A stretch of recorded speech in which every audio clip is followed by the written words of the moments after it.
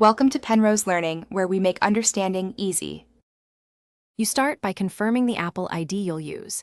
Testflight links builds to that account, so use the correct ID. Open the invitation email or public invite link on your iPhone or iPad because desktop links won't add your device. Tap View in Testflight, then tap Get or Install to start. Once done, Testflight will prompt you to sign in or confirm your Apple ID. This authenticates your device so the developer can provision the beta build to you.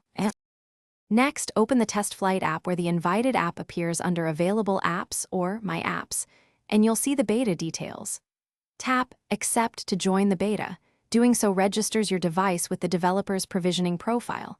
Make sure to review any permission prompts because some betas require notifications, camera, or location access to function correctly. Once accepted, Testflight downloads the build. If prompted to sign in again, use the same Apple ID to keep everything matched and authorized. Finally, launch the installed beta from your home screen to confirm it runs, and check Testflight for build expiration dates so you don't lose access. Use the Send Beta Feedback button inside Testflight to report crashes or logs. This helps developers fix issues faster. Update builds only through Testflight so provisioning remains valid. If things go wrong, try one simple troubleshooting step first. Sign out and sign back into your Apple ID. Restart the device, then reinstall Testflight. This resolves most provisioning or signing.